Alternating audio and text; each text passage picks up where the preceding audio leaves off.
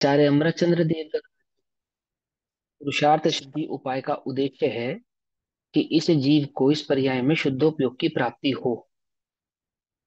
ये उद्देश्य है इस ग्रंथ का। और ना कि सिर्फ इसी ग्रंथ का, चारों ही अनुयोगों के कर्ता जो आचार्य हैं, उन सभी आचार्यों का एक ही उद्देश्य है कि इस जीव को शुद्धोपयोग की प्राप्ति हो। ठीक। वर्तमान योग के ग्रंथों में क्या होता है? पहले राजपाट दिखाते हैं, सुख शांति दिखाते हैं, भोग दिखाते हैं, पांच इंद्रिय के विषय, और फिर विरक्त भाव से मुनि धर्म, है ना। चाहे चक्रवर्ती हो, चाहे नरेंद्र हो, है ना, कोई राजा हो, सभी प्रकार के सुख हो, और जीवन के संदर्भ में किसी विरक्त भाव को जानकर विरक्ति धारण करके और मुनि व्रत व्यंगीकार कर लेते हैं, स्वर्ग जाते हैं, फिर मनुष्य गति में आते हैं तो भी फिर मुनि धर्म अंगीकार कर लेते हैं। चरणान योग के ग्रंथों का, वर्तमान योग के ग्रंथों का, वर्णान योग के ग्रंथों का, द्रव्यान योग के ग्रंथों का एकमात्र उद्देश्य है कि इस जीव को शुद्धोपयोग की प्राप्ति हो। आत्मानुभव करके, सम्य दर्शन प्रकट करके सदैव इस शुद्धोपयोग में ही ये जीव स्थित रहे, ऐसा। सर्वप्रथम तो उपदेश मुनि धर्म का देते हैं। मुनि धर्म का देते हैं, किस लिए देते हैं मुनि धर्म का उपदेश? मुनि धर्म का उपदेश इसलिए नहीं देते कि आप नगन रहेंगे, 28 मूल गुणों का पालन करेंगे, 22 परीक्षों को सहेंगे, पंच महाव्रतधारी होंगे, और फिर प्रवचन करेंगे, ग्रंथ लिखेंगे। इसके लिए नहीं। आप मुनि बनेंगे तो किसके लिए बनेंगे? समाज के लिए। आप मुनि बनेंगे तो किसके लिए? धर्म के लिए, निज धर्म के लिए, निज चैतन्य धर्म के लिए, पर के धर्म के लिए नहीं, अन्य को धर्म होवे इसके लिए नहीं, मुझे मेरे निज चैतन्य ज्ञान भाव की प्राप्ति हो इसके लिए। यह है धर्म। धर्म कहाँ है? धर्म कहीं बाहर नहीं जगत में। धर्म यहाँ अंतर की वस्तु है, चैतन्य वस्तु। धर्म एक जगत में ऐसी वस्तु है जो भोगी जाती है। क्या कहा? धर्म जगत में एक ऐसी वस्तु है जो भोगी जाती है। स्वयं स्वयं ही जिसका भोग किया जाना संभव है, आप उसे किसी को दे नहीं सकते। क्या? आती बात समझ में? नहीं समझ आती? आप दे नहीं सकते। आपकी है। आप ही उसका सेवन कर सकते हैं, आप ही उसका भोग कर सकते हैं, आप ही उसका उपभोग कर सकते हैं। आप चाहे तो नहीं दे सकते। आती बात समझ में? नहीं समझ आती है? यदि भगवान, देखो, तीर्थंकर प्रकृति का जब जीव को बंध होता है, तीर्थंकर प्रकृति का, तो उसका सबसे पहला कारण मालूम क्या कहा जाता है? कि जगत के सभी जीवों का कल्याण हो, इस प्रकार की भावना के कारण तीर्थंकर प्रकृति का बंद होता है। ऐसा ही है ना? बड़ा फेमस है ना ये भाव, एकदम प्रचलित भाव है कि समस्त जीवों का कल्याण हो, समस्त जीवों का। इस भाव से, इस भाव के जो धारी होते हैं उनको तीर्थंकर प्रकृति का बंद होता है। चलो जी भैया, अब वे तीर्थंकर बन गए, और लोक के चल अचल चर अचर समस्त प्राणियों को वे जानते हैं, एक इंद्रिय से लेकर संघी पंचेंद्रिय तक, नरक स्वर्ग आदि समस्त प्राणी उनके ज्ञान का विषय बन गए। बन गए या नहीं बन गए? और क्या भावना थी उनकी? कि जगत के समस्त जीवों का कल्याण हो जाए। ये भावना थी उनकी या नहीं थी? थी ना। इसी भावना के फल में तीर्थंकर पद बना ना उनको। यही है ना। और समस्त जीवों को वो जान भी गए कि कौन जीव कहाँ कहाँ उपस्थित है। ऐसा होने पर भी क्या वे समस्त जीवों का कल्याण कर देते हैं? क्या वे समस्त जीवों के दुखों को जानकर उन्हें सुखी कर देते हैं? बोलो। क्या समस्त जीवों को वे संवेदन प्रगटा सकते हैं, दे सकते हैं? बड़े ध्यान से समझना, बहुत मार्मिक बात है ये। कि खाली जान रास्ता कर भी, दिखाते हैं। हाँ, रास्ता भी नहीं दिखाते। तुम रास्ता पूछते हो, भविभागन वच जोगे वश है, तो तुम्हें रास्ता मालूम चल जाता है। वे नहीं बताते, उनकी इच्छा नहीं है बताने की। दिव्य ध्वनि कोई इच्छा से थोड़ी खिलती है। दिव्य ध्वनि कोई इस भाव से थोड़ी खिलती है कि भगवान कुछ कहना चाहते हैं, भगवान तुम्हें रास्ता दिखाना चाहते हैं, भगवान तुम्हें कुछ बतलाना चाहते हैं। वो कुछ नहीं बतलाना चाहते, वो तो वीतरागी, परम वीतरागी। तुम्हें इच्छा होती है जानने की, तो तुम केवल ज्ञान के माध्यम से जान लेते हो। समझ में आई बात? नहीं समझ में? दिव्य ध्वनि किसके लिए खिलती है? दिव्य ध्वनि भगवान की इच्छा से नहीं खिलती है, भव्य जीवों के भाग्य से खिलती है। कुछ है फर्क या नहीं फर्क है? अंतर है या नहीं अंतर है? तुम्हें अपना कल्याण करना है, तुम्हें अपना मार्ग प्रशस्त करना है, तो तुम्हारे को मार्ग प्रशस्त करने के लिए वो दिव्य ध्वनि प्राप्त होती है। भगवान की कोई इच्छा होती है दिव्य निगरानी की, ऐसा नहीं होता। समझना, समस्त जीवों का कल्याण करना चाहते हैं, नहीं कर पाते, कर पाते नहीं कर पाते, नहीं कर पाते। सही, सच्ची बात है। क्यों? क्योंकि धर्म ऐसी वस्तु ही नहीं है जो किसी को दी जा सके, जिसका दान किया जा सके, जो किसी को उपहार स्वरूप दी जा सके। यह तो अंतरंग की वस्तु है जो प्रकट होती है, स्वयं से प्रकट होती है, स्वयं से भोग किया जाता है, स्वयं ही उपभोग किया जाता है। जिसको प्रकट होती है वही मात्र उसका आनंद ले सकता है। क्या कहा? आत्मानुभव को करने वाले मुनिराज के समक्ष मिथ्या दृष्टि बैठे हों, वे मन कषाय का आनंद तो ले सकते हैं, लेकिन यदि उन्हें सम्यक दर्शन का आनंद लेना हो, आत्मा का आनंद लेना हो, तो समीप बैठने के कारण आत्मा का आनंद ले नहीं सकते। क्या कहा?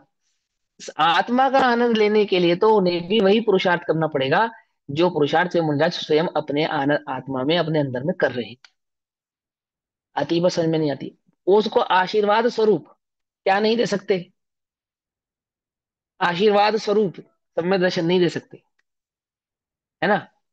हमारे गुरु जी ने एक भजन लिखा, आपने सुना होगा, बहुत फेमस भजन है। कोई तुमको मुक्ति दे तो लोगे या ना लोगे, आपके उदय में बोलो क्या करोगे। क्या? कोई तुमको मुक्ति दे तो लोगे या ना लोगे, है ना। तो क्या है उत्तर? कि कोई हमको मुक्ति दे तो हम तो नहीं लेंगे, आपके उदय में ज्ञाता ही रहेंगे। क्यों नहीं लेंगे? तो आश्रय से ही मुक्ति होती जिनवर ने कहा है? मुक्ति कोई ऐसी वस्तु है थोड़ी कि कोई दे देगा तुमको। तो आश्रय से ही मुक्ति होती जिनवर ने कहा है, हमने मुक्ति को वश में किया है? समझ में बात है? समझ में आई? दी नहीं जाती है, अंतरंग में प्रकट की जाती है, अंतरंग वस्तु है। और आचार्य जी जो उपदेश दे रहे हैं, वे बस इसी भावना से दे रहे हैं कि तुझे भी अंतर में वे शुद्ध उपयोग, वे आत्मा का आनंद, वे आत्मन की भूति प्रकट होवे। इस उद्देश्य से मुनि धर्म अंगीकार करने के लिए वे कह रहे हैं कि जैसे हम निरंतर इस आत्मा का आनंद भोगते हैं, तुझे भी इस आत्मा के आनंद की प्राप्ति हो, ये हम चाहते हैं। हमारा बस चले तो हम तुझे ऐसे ही आनंद करा दें, पर करा नहीं सकते ना। वस्तु स्वरूप समझ के तुझे अपने अंतर में उस आनंद को स्वयं प्रकट करना पड़ेगा, स्वयं भोगना पड़ेगा। हम रसगुल्ला खाएंगे तो हमें स्वाद आएगा, तुम रसगुल्ला खाओगे तो तुम्हें स्वाद आएगा। आई बात समझ में? ऐसा, जो उस आनंद को भोगने में समर्थ नहीं है, उस शुद्धोपयोग को प्रकट करने में समर्थ नहीं है, ऐसे उन जीवों की सामर्थ्य बढ़ाने हेतु, किसकी? शुद्धोपयोग को प्रकट करने की सामर्थ्य बढ़ाने हेतु इस श्रावक धर्म का उपचार करते हैं, उपदेश करते हैं, उपचार से उपदेश करते हैं। ऐसा में उस श्रावक धर्म के उपदेश में, सम्यक दर्शन अधिकार में, इस जीव को जो सम्यक दर्शन प्रकट होता है, त्रादौ रत्नत्रय के मार्ग में प्रथम भाव जो सम्यक दर्शन है, मोक्ष मार्ग का जो प्रथम सोपान है, ऐसा वह सम्यक दर्शन जिसके प्रकट होता है, उसके जीवन में धर्म भाव भी प्रकट होता है। और वह सम्यक दर्शन कुछ लक्षणों वाला है, ऐसे 8 लक्षण उस सम्यक दृष्टि के जीवन में प्रकट होते हैं, जिनमें से 4 लक्षणों की अभी तक हमने चर्चा की, जिसमें 5वें नंबर का लक्षण है उपभ्रहण अंग, यानी कि उपगोहन भी इसको हम कहते हैं। उपभ्रहण का अर्थ होता है विशुद्ध भाव की वृद्धि करना, शुद्धि की वृद्धि करना, आत्म भाव को बढ़ाना। सम्यक दृष्टि कैसा है? वह निरंतर अपने आत्म भाव को बढ़ाता है। निरंतर एक ही उपाय है उसका, एक ही पुरुषार्थ है कि किसी भी प्रकार से अंतरंग में आत्म भाव बढ़े, आनंद बढ़े, आत्मा की स्थिरता बढ़े। ऐसे अंतरंग स्थिरता बढ़ाने को कहते हैं उपब्रहण अंग। उपचार से दूसरे के दोषों को नहीं देखना भी अथवा छुपाना भी, ये उपगूहन अंग कहलाता है। देखो, छुपाने की तो बात बाद में है। सबसे पहली बात तो दूसरे के दोष देखता ही नहीं। सम्यक दृष्टि जीव जगत में किसी के दोष देखे, इतना उसके पास अवकाश नहीं है। पहली बात तो ये। और कदाचित किसी का दोष उसके समक्ष आ भी जावे, कोई दोष किसी का उसके समक्ष आ भी जावे, तो मौन रहते हैं, मौन रहते हैं। जिसका दोष है उसका स्थितिकरण भी कराते हैं, लेकिन उसको जगत में दोषी है ऐसा कहकर उजागर करते नहीं है। आमुक व्यक्ति में आमुक दोष है ऐसा कहते सम्यक दृष्टि जीव ऐसा कहते नहीं है। देखो फुटनोट पहले पढ़ लेते हैं हम। उपवन अंक के नीचे जो फुटनोट लिखा है, पेज नंबर 62, श्लोक नंबर 27, 27वें नंबर का श्लोक है, पेज नंबर 62 है। नीचे उपगुहन अंक का फुटनोट है। मोक्ष मार्ग स्वयं तो शुद्ध ही है। मोक्ष मार्ग माने वो जो धर्म भाव अंतरंग में प्रकट हुआ है, सम्यक दर्शन, सम्यक ज्ञान, सम्यक चारित्र। मार्ग रत्नत्रय है ना, वह रत्नत्रय आत्मा का ज्ञान, आत्मा का दर्शन, आत्मा का चारित्र, वह कैसा है? स्वभाव से शुद्ध ही है। आत्मा कैसा है? आत्मा कैसा है? शुद्ध है। आत्मा का अनुभव, आत्मा की प्राप्ति, आत्मा का भाव कैसा है? शुद्ध ही है। आसक्त और अज्ञानी जीवों के आश्रय से उत्पन्न हुई, जो जीव पर में आसक्त हैं, जो अज्ञानी है, जिन्हें वस्तु स्वरूप की खबर नहीं है, ऐसे अस्थिर, आसक्त और अज्ञानी जीवों के आश्रय से उत्पन्न हुई उसकी निंदा को दूर करना उपगुहन कहलाता है। ब्रैकेट में क्या लिखा? स्व सन्मुखता के बल से शुद्धि की वृद्धि करने को उपगुहन अंग कहते हैं। आचार्य समंत भद्र ने ये परिभाषा दी उपगुहन अंग की। उपब्रहणा अंग के संदर्भ में क्या कहा आचार्य समंत भद्र ने? कि स्व सन्मुखता के बल से, स्व सन्मुखता के बल से मतलब आत्म अनुभव के बल से, स्व सन्मुखता यानी कि निज निकटता, अपने आत्मा की निकटता से, उस बल से क्या करना? शुद्धि की वृद्धि करने को। शुद्धि की वृद्धि करने को। शुद्धि माने वो जो कषाय का अभाव प्रकट हुआ ना, एक कषाय चुकड़ी का अभाव, शुद्धि, उस शुद्धि की वृद्धि। दो कषाय चुकड़ी का अभाव, तीन कषाय चुकड़ी का अभाव, चारों ही कषाय चुकड़ी के अभाव की जो शुद्धि है, समझ में आई बात नहीं समझ में आई? उसकी वृद्धि यानी कषाय के अभाव की वृद्धि करने को उपगुहन अंग कहते हैं। अब दूसरे के दोष देखेगा तो शुद्धि कैसे होगी? जब दूसरे के, तो शुद्धि कैसे बढ़ेगी बताओ आप? वो तो शुद्धि नहीं बढ़ेगी। शुद्धि तो किस क्या क्या देखने पर बढ़ती है? जो शुद्ध देखे आत्म को, है ना, जो शुद्ध आत्म को देखे। क्या कहा? जो शुद्ध देखे आत्म को नहीं, जो शुद्ध आत्म को देखे वह शुद्धता को प्राप्त हो, और जो अशुद्ध भाव को देखे वह अशुद्धता को प्राप्त हो। अब जिसे अपनी शुद्धि की वृद्धि करनी है वो क्या देखे? बोलो, शुद्धि की वृद्धि क्या देखने से बढ़ती है? निज चैतन्य ज्ञायक भाव को देखने से बढ़ती है, अंतरंग में अपने आप को स्थिर करने से बढ़ती है, अपने निज चैतन्य का आनंद लेने से बढ़ती है, अपने निज चैतन्य में अपने उपयोग को स्थिर लेने करने से बढ़ती है, क्या उपयोग को बाहर रखने से बढ़ती है? शुद्धि की वृद्धि कैसे बढ़ती है? अंतरंग से बढ़ती है, बाहर से तो नहीं बढ़ती है। तो सम्यक दृष्टि अपने उपयोग को बाहर नहीं ले जाते। ज्यादा बाहर तो कोई दोष देखते भी हो तो उस और अपने ध्यान को लगाते नहीं। क्यों? अच्छाइयां आपको याद रहे ना रहे, ये मानव मन है, इसे बुराइयां याद रहती हैं। क्या कहा? ऐसा ही स्वभाव है।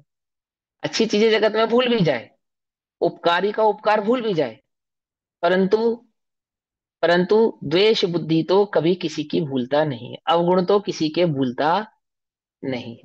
ऐसा ही है ना स्वभावतः। और सम्यक दृष्टि कैसे है? कि वे किसी के अवगुण पहली बात तो देखते नहीं है, एक बात, दिख जाए तो उन्हें याद रखते नहीं है। आती है बात समझ में? नहीं समझ में आती है? और तीसरी बात, उन्हें उजागर करते नहीं है। अब प्रश्न क्या था कल जो मेरा फोन स्विच ऑफ हो गया था?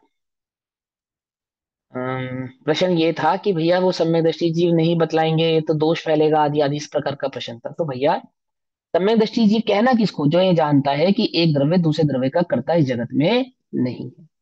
संसार का समस्त परिणमन अपने आधार से परिणमित होता है, किसी के आधार से परिणमित होता नहीं है।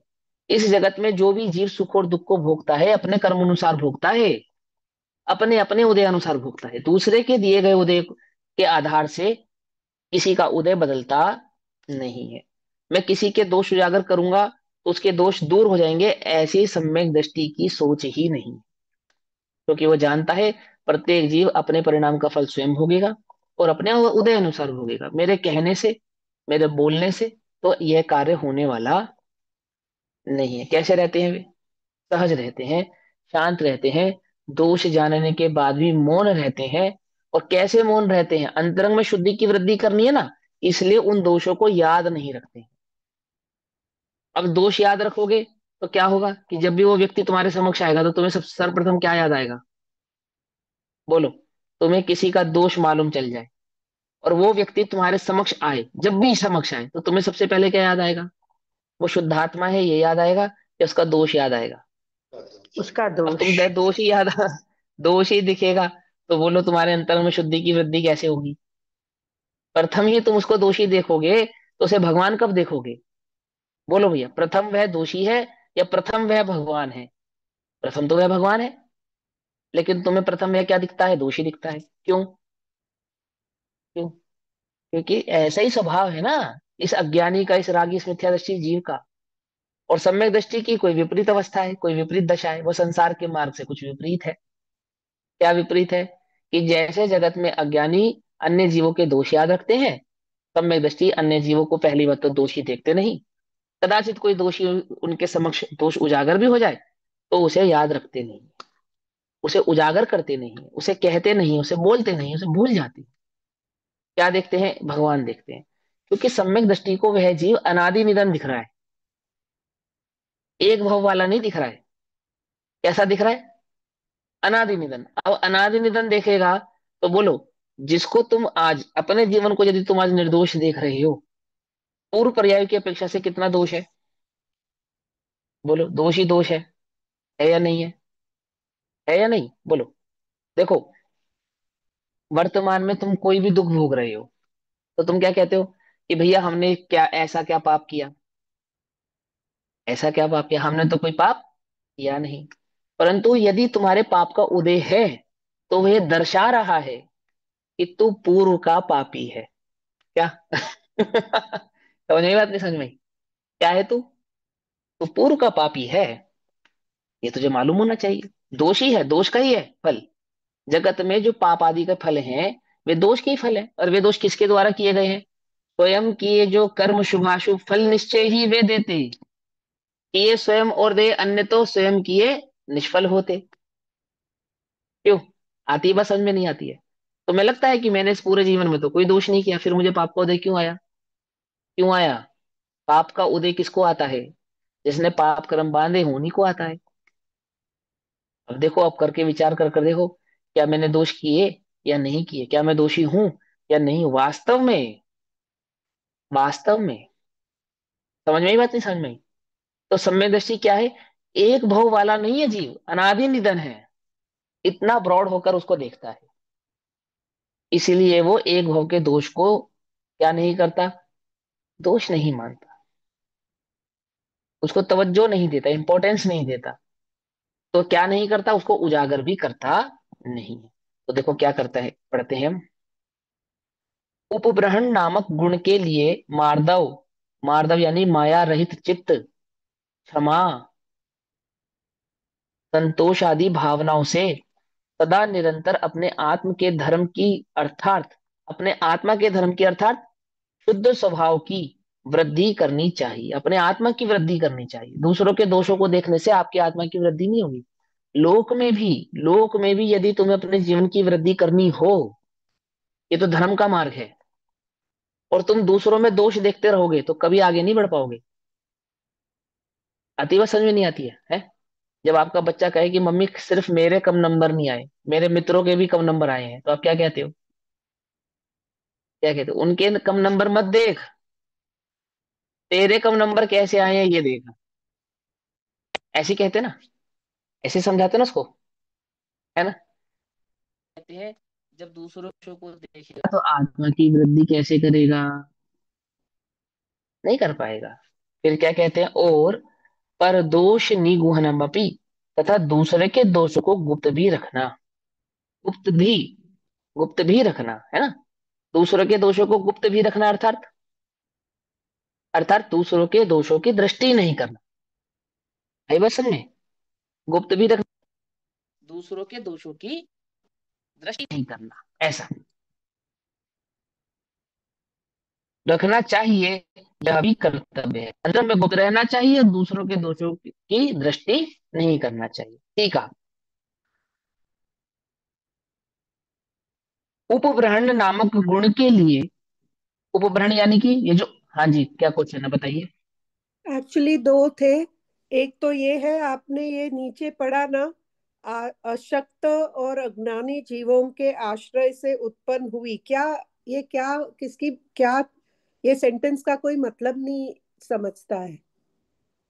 ये कह रहे हैं जो जीव अज्ञानी है, अज्ञानी है जिन्हें कुछ ज्ञान नहीं है, और जो संसार में आसक्त हुए हैं, हम्म। ठीक है ना, तो हाँ। ऐसे अज्ञानी जीवों के आश्रय से, यानी उनके जीवन में, उन जीवों के जीवन में उत्पन्न हुई उनकी निंदा को दूर करना उपगोहन कहलाता है, अर्थात उनकी निंदा नहीं करना। अज्ञानी जीव है, देखो सुनो सीधी सी बात है। जैसे छोटा बच्चा है, कोई छोटा बच्चा, तुम्हारे घर में एक छोटा बच्चा है गोदी का, और उसने तुम्हारी गोदी में पोटी कर दी। अब क्या करते हो, सारे मोहल्ले में बताती फिरती हो क्या कि इसने मेरी गोदी में पोटी कर दी? क्या करते हो बताओ? जो भी कुछ घर में नहीं। आता है उसको क्या बताओगे सबसे पहले? भैया इसने ऐसा कर दिया, भैया इसने ऐसा, ऐसा कोई बताता है? हाँ, कभी बताते नहीं हैं? कर। क्यों नहीं बताता? क्यों नहीं बताते? अरे वो छोटा है, बालक है, अबोध है, उस अबोध के द्वारा किया गया कृत्य आप क्या नहीं करते, किसी को नहीं बताते?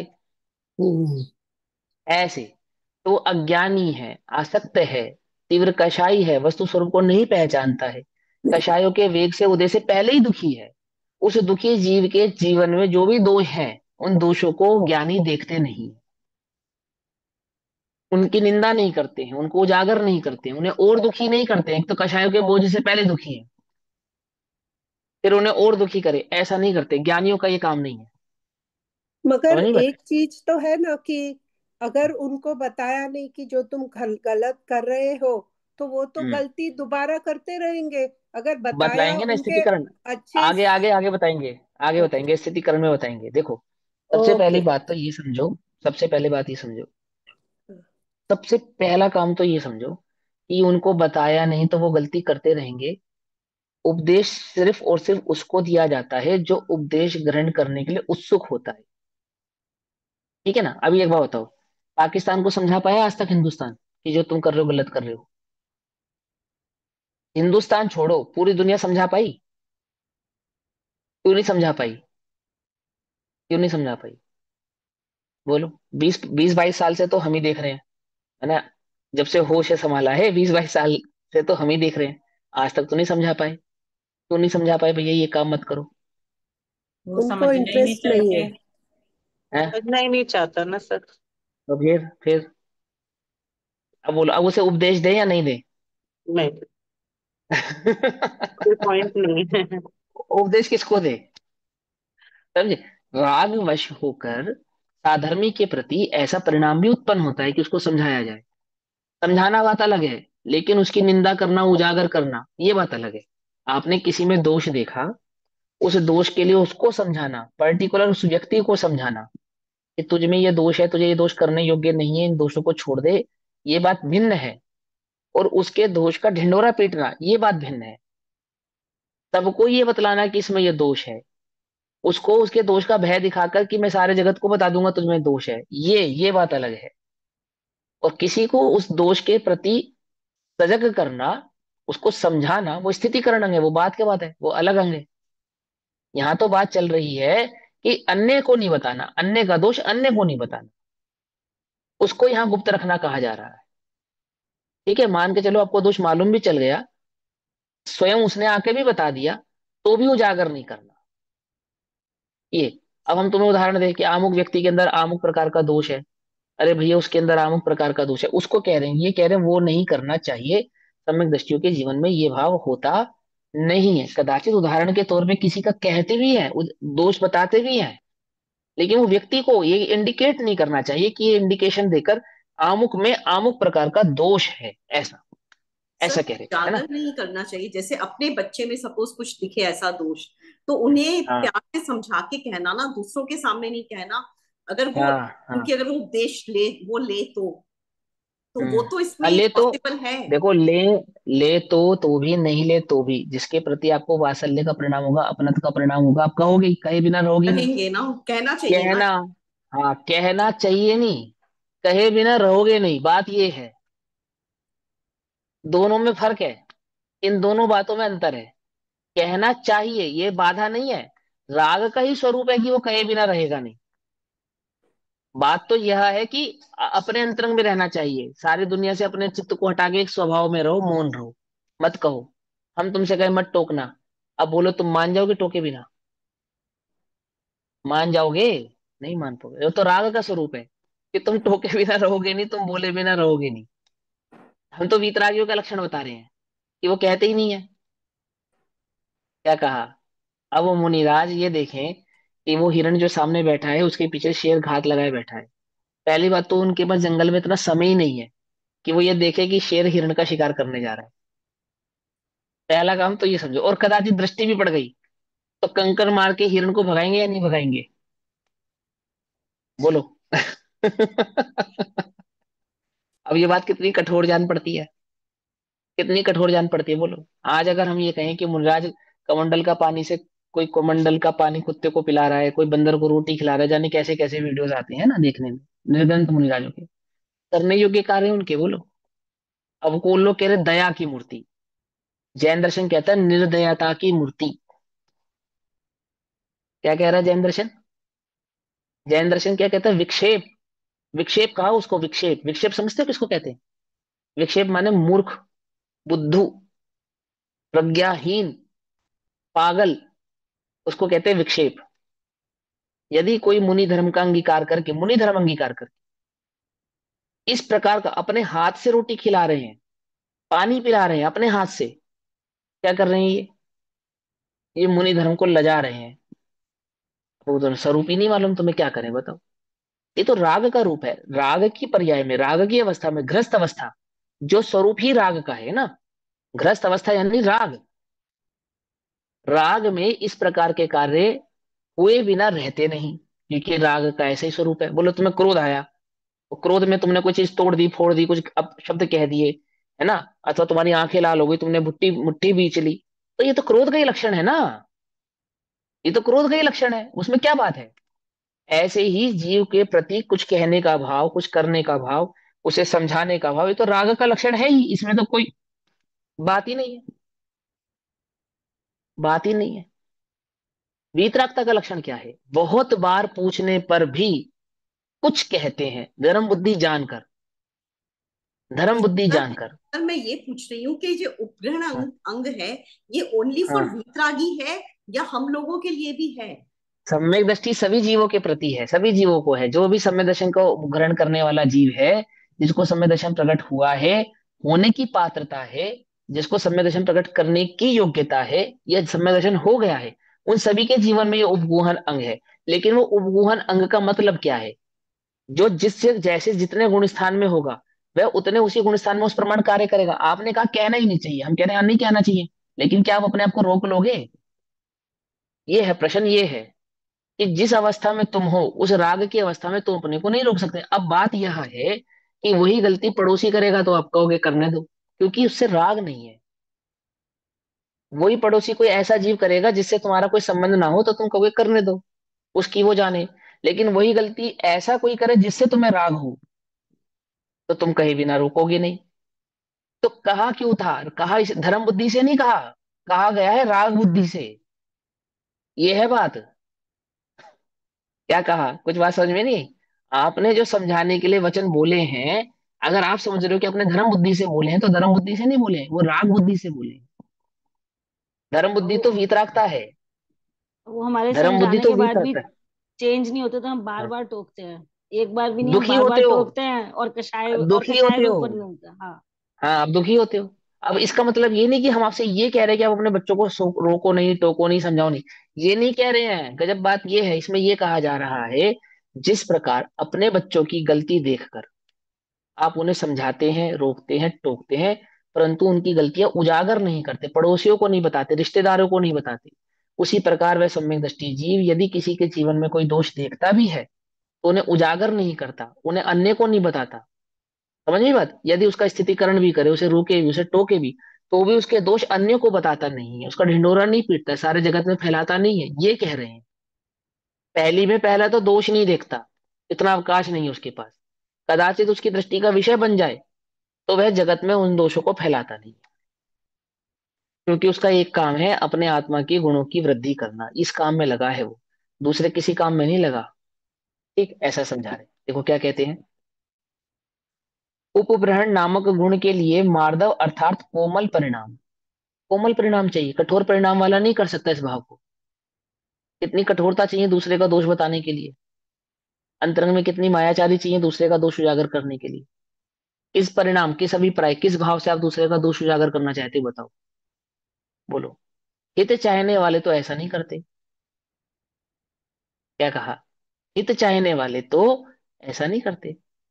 अहित चाहने वाले ही चाहते हैं कि सारे जगत में इसकी निंदा हो, सारे जगत में ये दोषी साबित होवे, सारा जगत इससे कुपित होवे, ये दुखी हो, और उसमें हर्ष मानता है। आती बात समझ में नहीं आती है?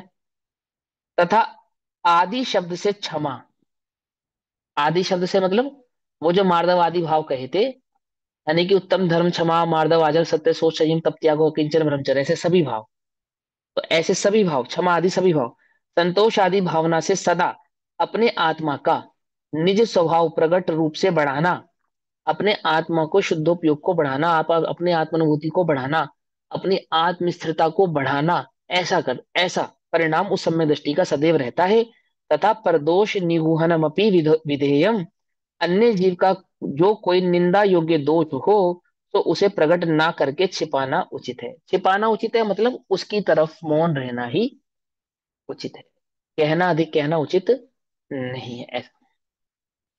उपब्रहण का अर्थ बढ़ना है, मैंने समझा ना। अब मुनिराज जंगल में क्या करेंगे बोलो? हिरण भगाते फिरेंगे क्या? शेर आ रहा था शिकार करने के लिए, तो क्या किया उन्होंने? शेर का दोष छुपाया या नहीं छुपाया, बोलो। उन्हें मालूम है कि ये शेर अभी एक कुछ समय में हिरण का शिकार कर जाएगा, और अगर मेरे पास पड़ा ये कंकड़ में उठा के इस हिरण को मार दूं तो ये हिरण उठ के भाग जाएगा और शेर से बच जाएगा, है ना? तो वो ऐसा करेंगे या नहीं करेंगे? अब ये कितनी, अब देखो उदाहरण कितना गजब खतरनाक उदाहरण है ये। कि क्या कहेंगे कि अरे एक कंकर मारने में क्या फर्क पड़ेगा, और अलर्ट करने में हिरण को क्या फर्क पड़ेगा? कि जितना फर्क उसको अलर्ट करने में पड़ेगा ना, ये समझा रहा है कि आप यहाँ अंतरंग में अलर्ट नहीं रहे। जो अंतरंग में सावधान नहीं रहा वो दूसरों को सावधान करने में अपने उपयोग को लगाता है, और दूसरा सावधान होगा या नहीं होगा बोलो? क्या बस गारंटी है भैया इसमें कंकर मारने जीव से दया हिरण उठ भी के हुई भाग ना। जाए?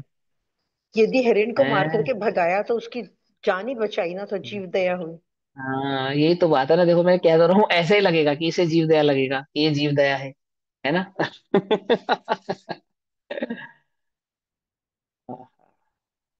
क्या गारंटी है हिरण भाग ही जाएगा, शेर द्वारा दबोचा नहीं जाएगा? है कोई नियम इसका, बोलो? एक भी समय की पर्याय को बदलने का जिसे परिणाम है, क्या कहा? वह अपने सम्यक दृष्टि पुण्य और नहीं है। पाप से होएगा जो भी है। पुण्य पाप की तो बात की बात है, सबसे पहली बात तो एक भी समय की पर्याय को बदलने का परिणाम नहीं है, पहला काम तो ये है। और प्रयत्न कदाचित तो किसी के ऐसा करना अंतरंग चाहिए। में, अब अंतरंग में किसी के ऐसा परिणाम उत्पन्न भी होगा, हो भी सकता है, निषेध नहीं है, तो वह गुण स्थान गिरने का द्योतक है, बंध का कारण है, ये कहेंगे। किसी के ये गुण स्थान ये इस प्रकार का परिणाम हो भी सकता है, उसका निषेध नहीं है कि होगा ही नहीं, हो भी सकता है, लेकिन वो परिणाम मुक्ति का कारण नहीं है, मोक्ष का कारण नहीं है, निर्जरा का कारण नहीं है, वो बंध का कारण है, संसार का कारण है, गुण स्थान के गिरने का कारण है, ये कहेंगे। उचित नहीं है, धर्म नहीं है, परिणाम नहीं होगा इसका तो कोई गारंटी नहीं है, हो सकता है, पर वो परिणाम धर्म नहीं है, ये है बात। और सम्यक दृष्टि को जिसको धर्म की वृद्धि करनी है, वो धर्म की वृद्धि में उपयोग को लगाएगा या धर्म को घटाने का काम करेगा? क्या काम करेगा बोलो? वीतरागता का मार्ग थोड़ा ऐसा ही है, ऐसे तो निममो, नान दर्शन समग्गो निममो, निममत्व, निर्ममत्व है ये आत्मा, निर्ममत्व अर्थात हाँ पर से अंश मात्र भी ममत्व भाव नहीं है ही नहीं, अब क्या करें, नहीं है तो नहीं। देखो कितने निर्ममत्व हैं सिद्ध और केवली, सर सभी निर्ममत्व केवली। होना और दया भाव ना होना, निर्ममत्व हाँ नहीं होने का मतलब दया भाव नहीं होना तो नहीं हो सकता ना। हाँ, अब समझा रहे हैं ना, तो दया धर्म नहीं है, दया राग है, और बंध वास्तविक का दया कारण है। वीतरागता का नाम है। हाँ करुणा। वास्तविक दया वीतराग, समझा रहा हूँ ना, मैं दया बता रहा हूँ। दया समझा रहा हूँ, दया वीतराग परिणाम कैसे है समझो। बहुत सिंपल सी बात है। देखो, समस्त केवलियों को नरक के दुख दिखाई दे रहे हैं या नहीं दिखाई दे रहे? समस्त केवलियों को एक इंद्रिय, दो इंद्रिय, तीन इंद्रिय जीवों के दुख दिखाई दे रहे हैं या नहीं दे रहे? वो दुख जो मैं आगामी काल में भोगने वाला हूँ, वो दुख तीर्थंकरों को दिखाई दे रहे हैं या नहीं दिखाई दे रहे? केवलियों को दिखाई दे रहे हैं या नहीं दिखाई दे रहे? बोलो। दिखाई दे रहे हैं ना। और जो उनके कभी किसी काल में पूर्व परिजन रहे होंगे, वे इस संसार में यदि कदाचित भटक रहे हैं और दुखी हो रहे हैं, वो सब उन केवलियों को दिखाई दे रहे हैं या नहीं दिखाई दे रहे? अब वो केवली दुखी हो रहे हैं या नहीं हो रहे? क्यों नहीं हो रहे? दया आ रही है उन्हें पे या नहीं आ रही है उन्हें? वो है? वीतराग भाव है, इसलिए उनको फर्क नहीं पड़ता। अब बात है, फिर अब बात यही तो समझने वाली बात है, फर्क नहीं पड़ता। फर्क नहीं पड़ता, ये शब्द फर्क नहीं पड़ता, ये उचित शब्द नहीं है। बात यह है कि वे ये बात जानते हैं कि वे उसमें कुछ कर नहीं सकते। ये है मूल बात। मूल बात यह है, क्या कर नहीं सकते? क्या कर सकते बोलो? कर सकते हैं कुछ? कुछ नहीं कर सकते। वो राग का यही स्वरूप है, संसार का यही स्वरूप है। क्या दुख ही संसार का स्वरूप है?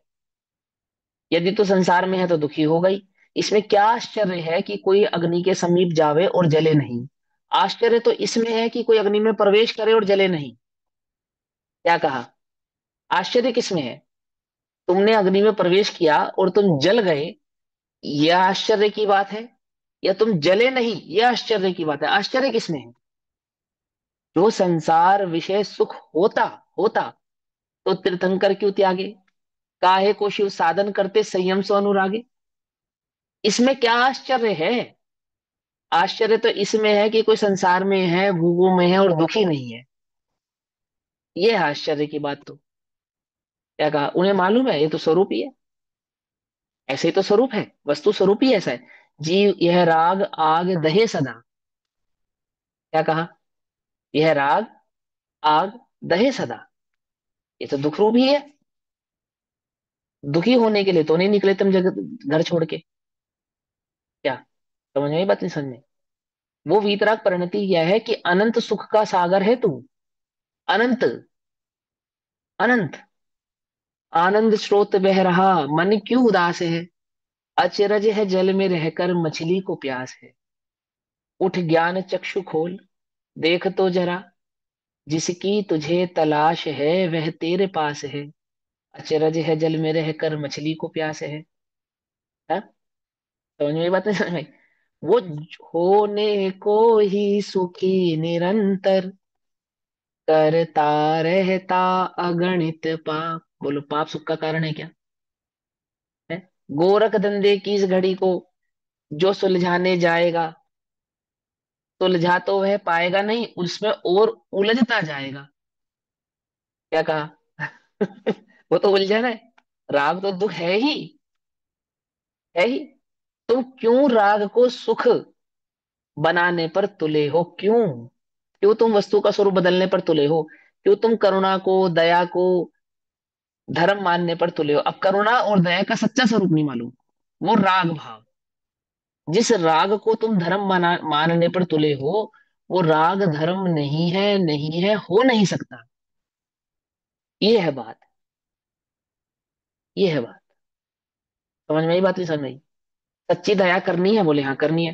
तू अनंत सुख का सागर है, अपने अनंत सुख को पहचान, ये है दया। बोलो ये पहले दया किस पे करें? पहली दया किस पे करें? है इष्टोपदेश में, इष्टोपदेश में ही आया है ये उदाहरण। इष्टोपदेश ग्रंथ का ही उदाहरण है।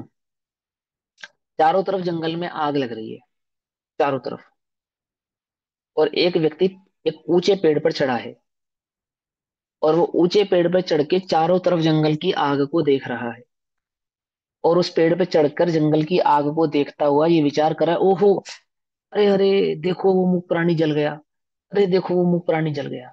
अरे देखो उस आग ने जला दिया। और वो आग चारों तरफ से जलती हुई कहाँ आ रही है? कहाँ आ रही है?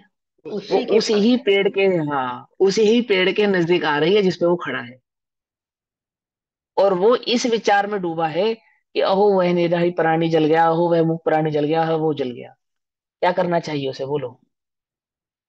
पहले उसे क्या करना चाहिए?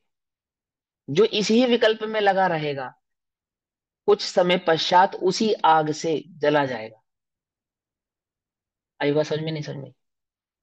तो क्या कहते हैं आचार्य उदाहरण देकर कि इसी प्रकार से करुणा के नाम पर यह प्राणी सारे जगत की ओर निहार रहा है,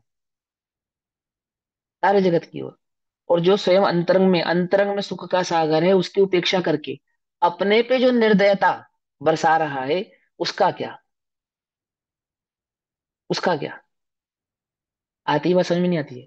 करुणा है गुण स्थान प्रमाण, करुणा है, दया है।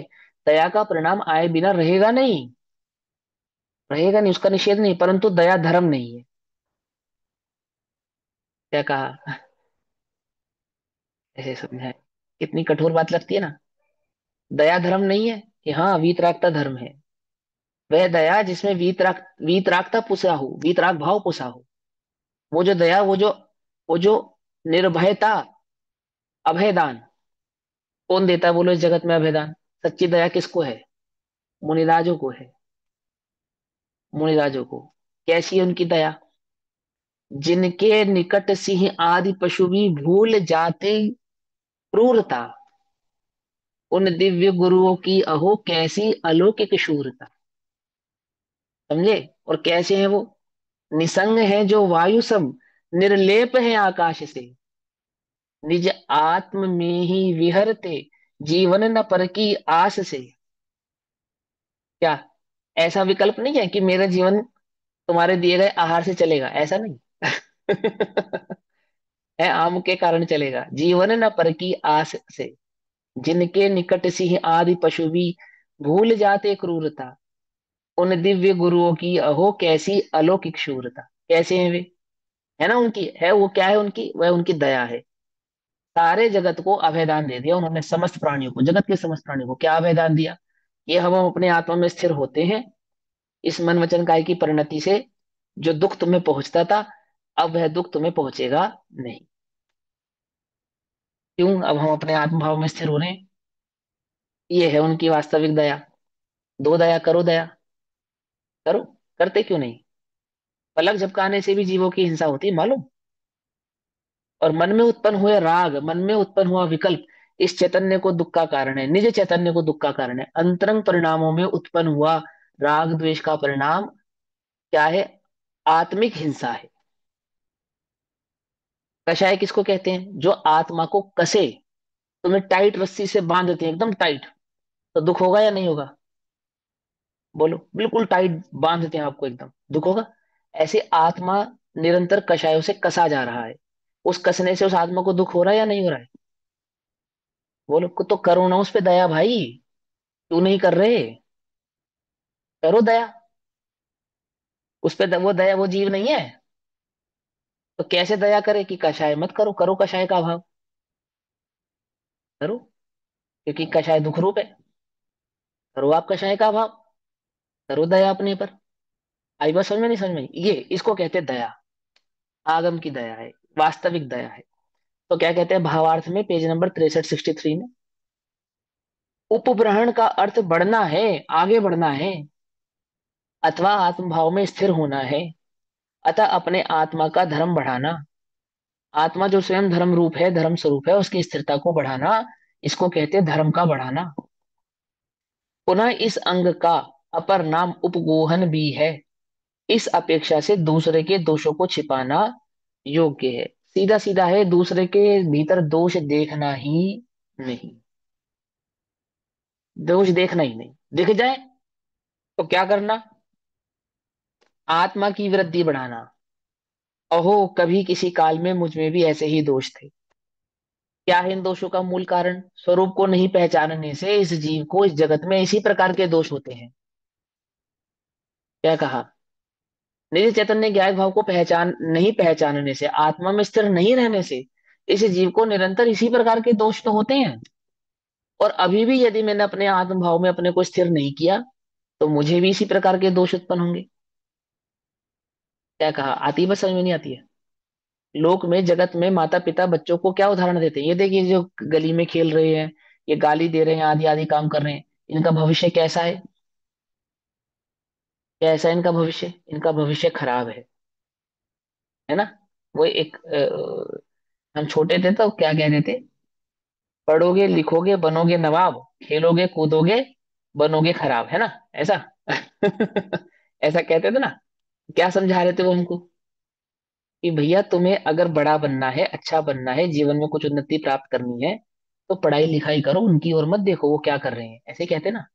ऐसे ही मोक्ष मार्ग में कह रहे हैं कि दूसरे के दोषों को देखकर उनके दोषों को उजागर करने से अच्छा है वो दोष तेरे अंतर में उत्पन्न ना हो, इसका उपाय कर। और क्या है उसका उपाय? आत्मवृद्धि ही एकमात्र उपाय है, दूसरा कोई उपाय नहीं है। आती है बस, समझ में नहीं समझ में आती है? आत्मवृद्धि ही एकमात्र उपाय है। जैसे अभी तुमको पता लगा पहलगांव में, है ना, आतंकवादी हमला हो गया, तो सारे देश के लोगों ने क्या निर्णय कर लिया कि भैया कश्मीर नहीं जाना, है ना? ऐसे तो किया। जैसे मालूम चला वहां आया अमुक कार्य हो गया, तो सबने क्या कहा कि हमें वहां नहीं जाना, ऐसे तो किया। ऐसे वो ज्ञानी है, उसने देखा वो दोषी है, दोष के कारण दुखी है। क्या निर्णय किया? यह दोष मुझे अपने जीवन में नहीं लगाना। क्या है उपाय? क्या है उपाय? बोलो। कि एक आत्म स्थिरता के सिवा अन्य कोई दूसरा उपाय नहीं है, यही एकमात्र उपाय है, तो वह उपाय करता है। क्योंकि उन्हें प्रकट करने से उनको दुख उत्पन्न होता है ना। अन्य को दुखी करना चाहता नहीं है, करुणा है, क्षमा है। उनको उजागर करने से अन्य को भी दुख उत्पन्न होता है, ऐसा। फिर छठे नंबर का अंग है स्थितिकरण अंग। उस ज्ञानी, उस सम्यक दृष्टि जीव के चित्त में स्थितिकरण नाम का अंग भी उत्पन्न होता है। अब जो आपका प्रश्न था कि भैया उसको तो कहेगा कि हाँ, यदि वह सुधरना चाहता है, उसमें सुधरने की गुंजाइश है, उसमें ऐसा भाव है कि वह बदल सकता है, तो कहता भी है। समझ नहीं बात? नहीं, आ बैल मुझे मार, ऐसा काम नहीं करता। समझे या नहीं समझे? क्या समझे? एक कहावत है, मालिक के अगाड़ी और घोड़े के पिछाड़ी नहीं खड़ा होना चाहिए। लोक में कहावत है ना, ये सुनिए तुमने, क्या है इसका मतलब? मालूम तुम्हें? नहीं मालूम? इसका मतलब यह होता है कि जो अकड़ वाला हो, अकड़ वाला, उससे बहस नहीं करनी चाहिए। ये इसका मतलब ये होता है, जो अकड़ वाला हो उससे बहस नहीं करनी चाहिए, और जो ताकतवर हो उस पर बल नहीं दिखाना चाहिए। ये है इसका मतलब। कि तुम घोड़ा दो लत्ती मारता है ना, तुम पीछे खड़े रहोगे कभी भी लात पड़ सकती है, इसलिए ऐसी जगह खड़े रहो कि घोड़ा अगर लात भी चलाए तो तुम्हें ना लगे। और मालिक जो अकड़ू अकड़ अकड़ स्वभाव वाले होते हैं, यदि जरा भी तुम उनके अनुकूल नहीं रहे तो क्या होगा? तो तुम्हें तुरंत गेट आउट कर देंगे। ऐसा ही होता है ना। ये समझाना चाहते हैं कि देखो भाई, पहली बात तो किसी की दुनिया में दोष देखो मत। दिख जाए तो मौन रहो, अपना काम करो।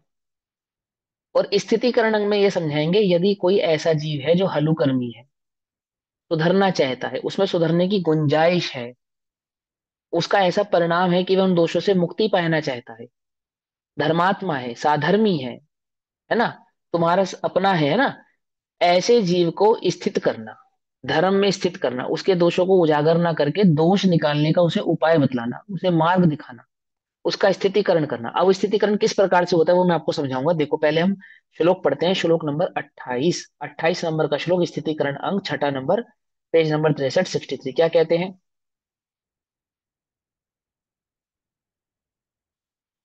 काम क्रोध मदादिषु चलयतुमिदितेषु वर्तमनोन्यायात्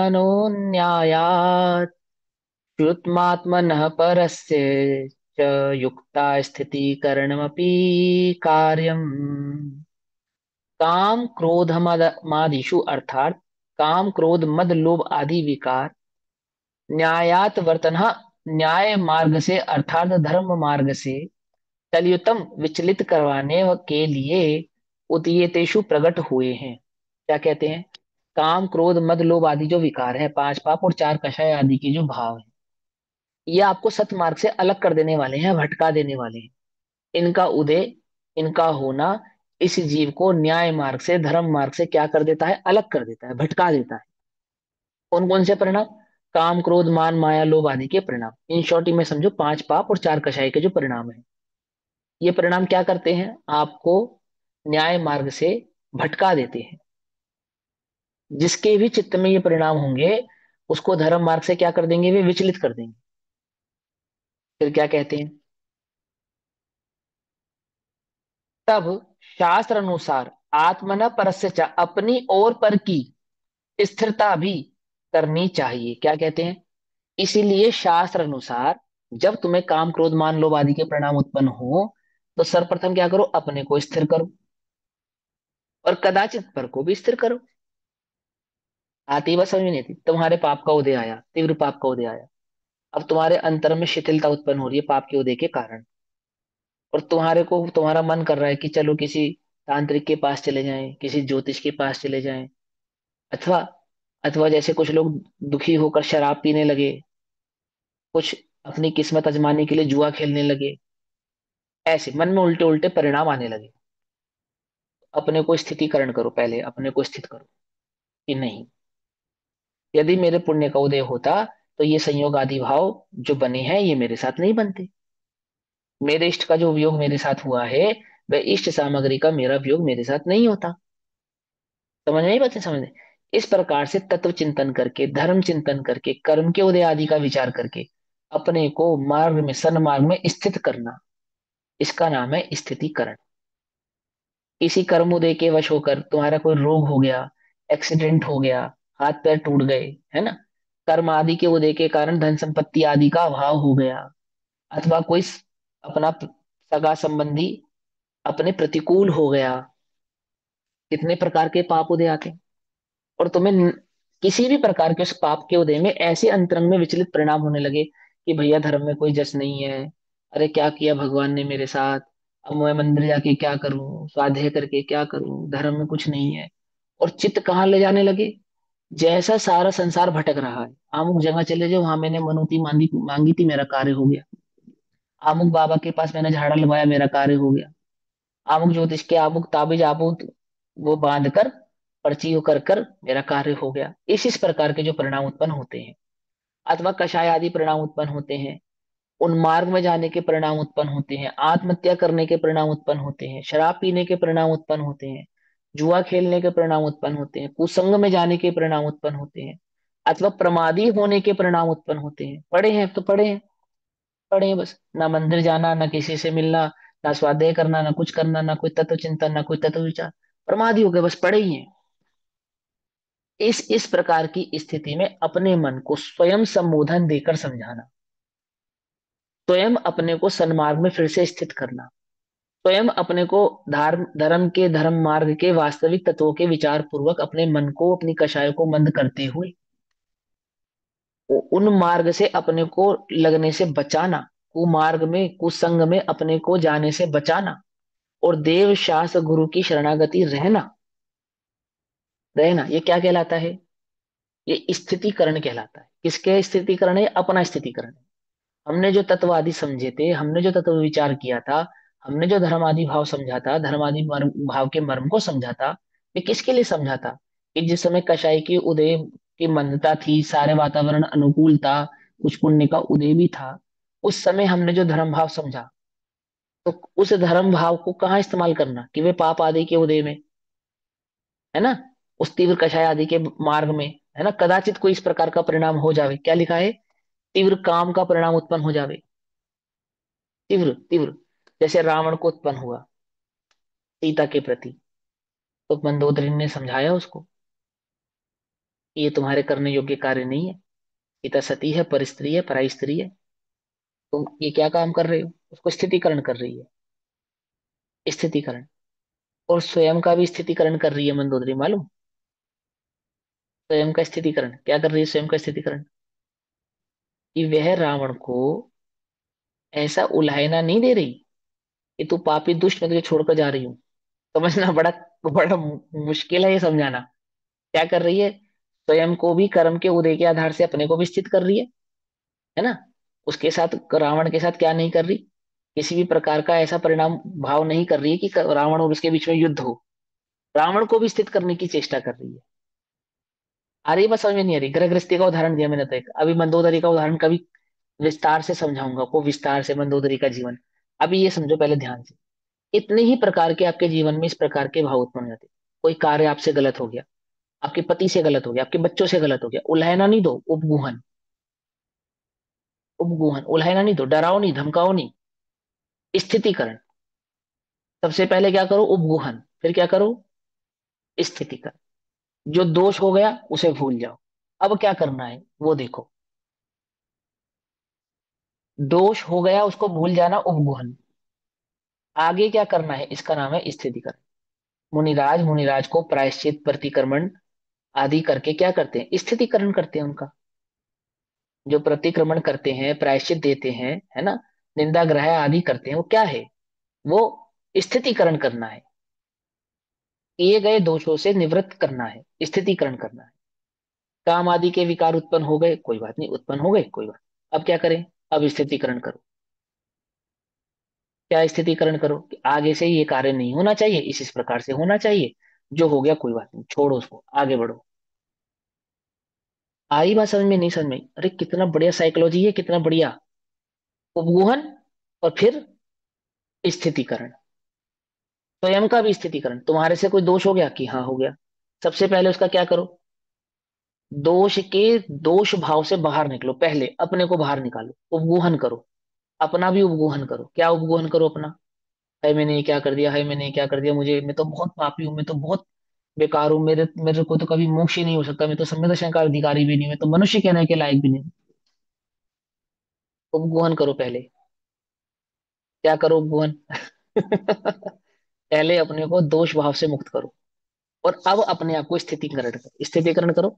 अर्थात मतलब अपने आप को वापस धर्म में स्थित करो। वह दोष क्यों हुआ था, एक आत्मा की विराधना के कारण हुआ था, सम्यक दर्शन की विराधना के कारण हुआ था, सत्संग की विराधना के कारण हुआ था, स्वरूपाचरण चारित्र प्रकट ना होने के कारण हुआ था, धर्म बुद्धि नहीं होने के कारण हुआ था। अब मैं ये धर्म बुद्धि धारण करता हूँ, समझे? अब मैं इस स्वरूप की विराधना नहीं करूंगा, अब मैं तत्वों की विराधना नहीं करूंगा, अब मैं देवशास्त्र गुरु की विराधना नहीं करूंगा। ऐसा अपने को योग्यता प्रमाण स्थित करना, वापस स्थितिकरण कहलाता है। समझ में आई बात, नहीं समझी, पकड़ में आई? बहुत अच्छा स्वाध्याय करते थे, किसी कर्म के उदय के कारण कषाय वश स्वाध्याय करना छोड़ दिया। अगर तुम्हें लगता है कि हाँ ये मुझसे गलती हुई है, स्थितिकरण, स्थित करो अपने आप को फिर से। मंदिर जाना छोड़ दिया, स्थित करो। रात्रि भोजन आदि पहले नहीं करते थे, फिर करना शुरू कर दिया, स्थित करो, स्थितिकरण करो। करो अपना स्थितिकरण। आई बात समझ में, नहीं समझ में? आमुक पाप तुम्हारे जीवन में नहीं था, फिर आमुक पाप करने लगे, फिर स्थितिकरण करो। ऐसा नहीं, कोई व्यसन तुम्हारे जीवन में था, नहीं छोड़ पा रहे थे, किसी कारण से छोड़ दिया, फिर से ग्रहण कर लिया, तो क्या करो कि मेरे से तो कभी नहीं छूटेगा, नहीं, पहले उपगूहन करो, आत्मा की वृद्धि करो, बढ़ाओ, अपने अंतरंग तक ताकत को बढ़ाओ, और फिर अपने को क्या करो, स्थित करो। हो गया तो कोई बात नहीं, अब नहीं करेंगे। क्या कहा, समझ नहीं, बात नहीं समझे? अब माघ नंदी मुनिराज की कहानी है, और अ, आर्य मुनिराज, आर्यका की कहानी है। क्या नाम है उनका, रुद्र की उत्पत्ति के जो निमित्त कारण होते हैं ऐसे, मुनिराज आदि, है ना। ये सब माघ नंदी आदि मुनिराज है, समंतभद्र आचार्य आदि की कहानी है। ये सब कहानियां आपको क्या समझा रही है, स्थितिकरण से करना सिखा रही है, उपगोहन करना सिखा रही है। दोष हुआ, हाँ जी हो गया, मुनि गुरु के समक्ष गए, अमुक प्रकार का दोष हो गया कोई बात, ये प्रायश्चित लो, जाओ आत्मराधना करो, स्थितिकरण। आई बात समझ में या नहीं समझ में? तू तो पापी है, तू तो दोषी है, हमें तो पहले ही पता था, तू मुनि बनने लायक नहीं, ऐसा कुछ नहीं, ये सब कुछ नहीं हो गया। चलो जी वापस दीक्षा दो इसको, वापस से आत्मा की आराधना में लगाओ इसको। क्या कहा, आई बात समझ में, नहीं समझ में? कितना बढ़िया है मार्ग। अपने साथ ऐसा करना, अपने, कदाचित तुम उन मार्ग में, सतमार्ग से भ्रष्ट हो जाओ, च्युत हो जाओ, भटक जाओ, घबराना नहीं, क्या करना, अपने को स्थित करना, स्थितिकरण। काम के परिणामों से, क्रोध में, मद में, लोभ आदि के विकारों आदि के कारण, है ना, जो प्रकट होते हैं ऐसे दोषों को शास्त्र अनुसार, अपनी और पर की, अपनी भी, अपने को भी उत्पन्न हो सकते हैं, और पर की भी, क्या करना, स्थिरता करना, वापस से उन परिणामों में अपने आप को स्थिर करना, क्या कहलाता है, ये स्थितिकरण अंग कहलाता है। अब ये चर्चा यहाँ तक हम करते हैं, बाकी चर्चा हम कल करेंगे, अभी समय हुआ, तब तक के लिए सभी को जय जिनेन्द्र। ओम नमः सिद्धेभ्यः। निज निधि निज में बताई यह अनंत उपकार, उसके लिए जिनवाणी माँ को वंदना शत बार है। नमो